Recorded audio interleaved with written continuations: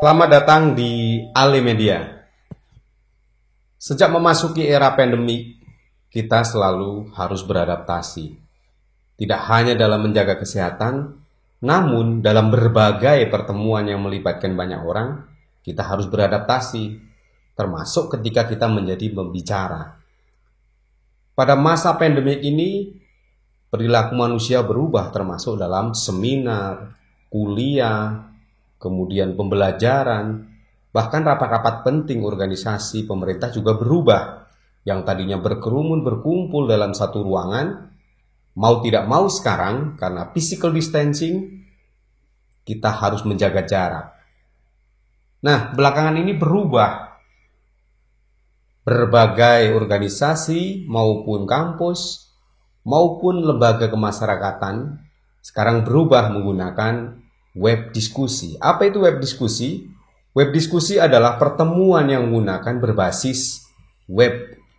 Di antaranya ada Google Meet, ada Zoom Meeting, ada juga menggunakan yang sifatnya live lewat live streaming menggunakan YouTube, Instagram, dan sebagainya. Tentu sebelumnya kita seperti ini. Kita bertemuan dalam satu ruangan, memberikan materi secara langsung, menggunakan slide yang kemudian presentasi, menggunakan layar, atau kita berdiri dan menyapa langsung dengan ribuan audien.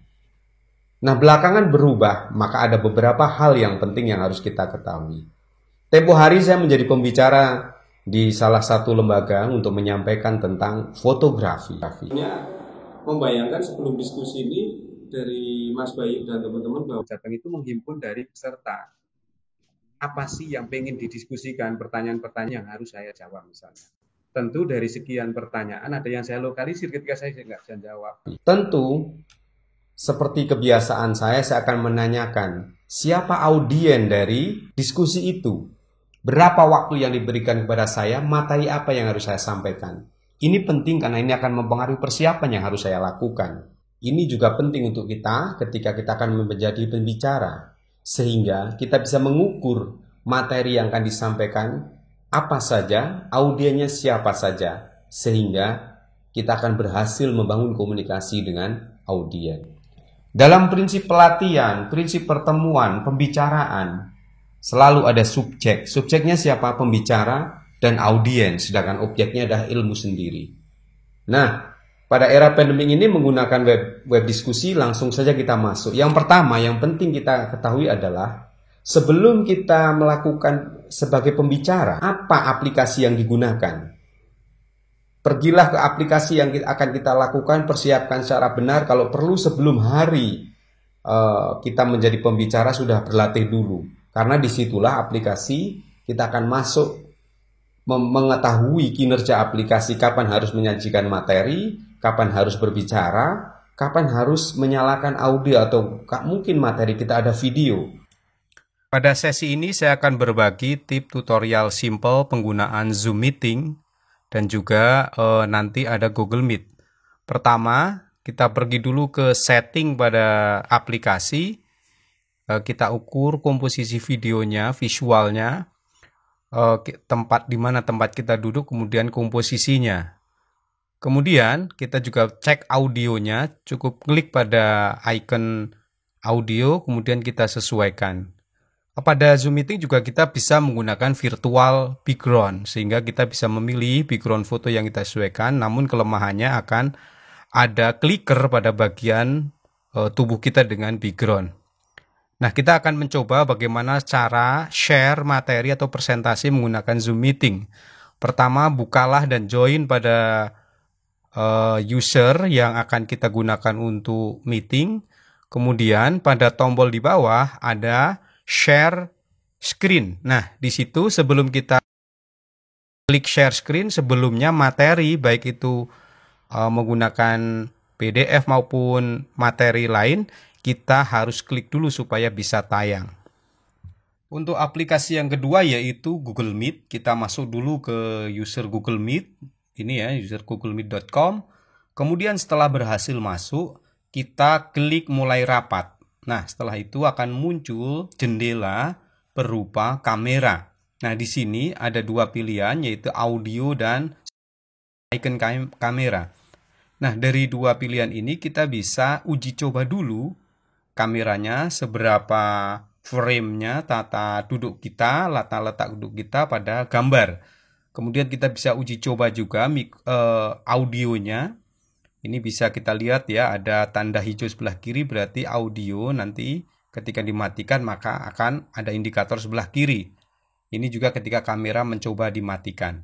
Nah, ini sangat mudah sebetulnya untuk melakukan operasional terhadap dua aplikasi ini. Nah, kemudian ini mencoba melatih untuk presentasi. Sebelum presentasi, harus disiapkan dulu materi yang akan dipresentasikan, sehingga bisa di-share dalam seminar maupun dalam pembelajaran yang kita lakukan melalui virtual meeting. Setelah memahami kinerja aplikasi, persiapkan secara benar. Persiapkan materi yang akan disampaikan. Apakah cukup disampaikan menggunakan lisan dengan ceramah atau penting dengan data-data? Maka, persiapkan materi secara baik. Pada komunikasi menggunakan web diskusi, kita terbatasi oleh waktu. Selain itu juga audiennya itu beragam. Maka kita harus siapkan materi secara baik. Materi yang baik adalah materi yang ringkas, materi yang penting, dan materi yang mudah dipahami. Dalam diskusi web kita tidak disukai menyampaikan materi dengan teks-teks yang panjang. Gunakan simbol, gunakan infografis yang kece sehingga audien mampu dengan cepat memahami. Yang ketiga adalah dalam melakukan diskusi, pahami bahwa diskusi menggunakan web diskusi adalah berbasis video, yaitu visual dan audio. Maka sebelum kita memulai, berkoordinasilah dengan admin yang memegang sebagai moderator dalam diskusi itu. Cek audionya, apakah suara kita nyampai audien di luar sana. Kita juga mengecek suara kita ketika kita menyampaikan informasi. Aturlah intonasi secara baik. Kapan harus datar, kapan harus naik untuk menekankan kalimat-kalimat penting, atau kapan harus joke dengan menyampaikan guyonan. Karena ini penting untuk audien. Kenapa? Percuma saja kita bicara panjang lebar kalau suara kita yang ditangkap oleh audien kurang terang, kurang jernih, sehingga pesan yang akan kita sampaikan tidak nyampai. Yang berikutnya adalah masih terkait audio, bahwa dalam komunikasi menggunakan web diskusi, menggunakan Zoom maupun menggunakan Google Meet maupun aplikasi lain, itu terjadi delay antara suara kita sampai dengan audien. Maka aturlah intonasi secara benar. Jangan menggunakan kata-kata yang belibet, karena apa? Itu akan mempengaruhi daya tangkap audien. Yang berikutnya mengenai visual. Komunikasi kita dengan audien adalah komunikasi menggunakan layar datar. Maka pastikan posisi duduk kita sebelum mulai sudah kita atur framing di kamera. Bagaimana tata letak laptopnya kalau kita menggunakan laptop atau dengan kamera langsung. Maka pastikan framingnya.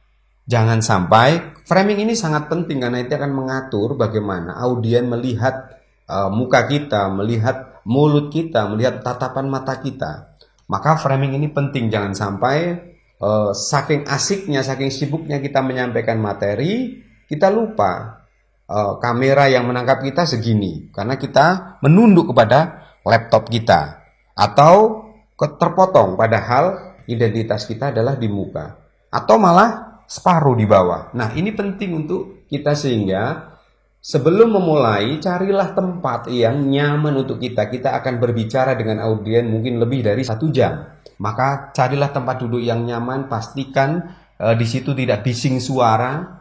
Pastikan ada pencahayaan yang masuk ketika kita melakukan web diskusi sehingga wajah kita terlihat. Percuma kan kita bicara tapi wajah kita gelap. Sehingga apa?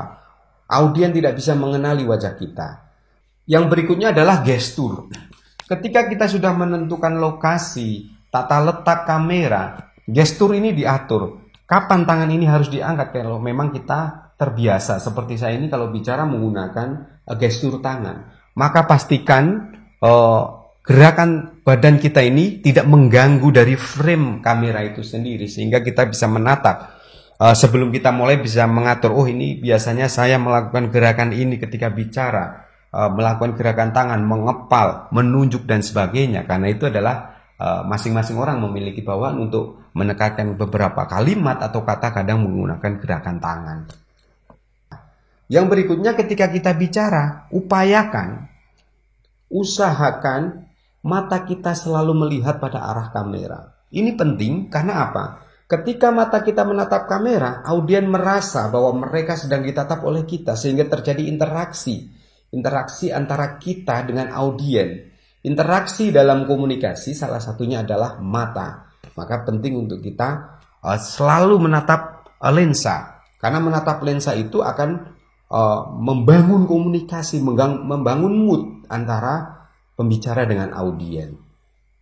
Setelah gestur, yang perlu kita pahami adalah ketika menyajikan materi. Kita harus membagi diri, maka penting ketika komunikasi dengan penyelenggara. Berapa menit kita harus menyampaikan materi, membicarakan materi itu sebagai pengantar. Berapa menit akan terjadi diskusi atau tanya jawab dengan audien. Maka ini penting untuk kita pahami. 7 langkah itu bisa menjadi bekal kita dalam menyiapkan menjadi pembicara webinar, baik melalui Google Meet, baik melalui Zoom meeting, maupun melalui live streaming di YouTube. Karena pola basicnya adalah sama, yaitu audiovisual. Maka penting dalam kita mengatur dalam persiapan untuk menjadi pembicara. Mudah-mudahan tutorial ini bermanfaat. Kalau masih ada pertanyaan, silahkan tulis di kolom komentar. Bila materi ini bermanfaat dan terus ingin mengikuti channel saya ini, silahkan subscribe Ali Media. Pastikan nyalakan tanda loncengnya sehingga update-update informasi maupun update tutorial yang akan saya buat. Sampai jumpa, salam sukses, terus berprestasi.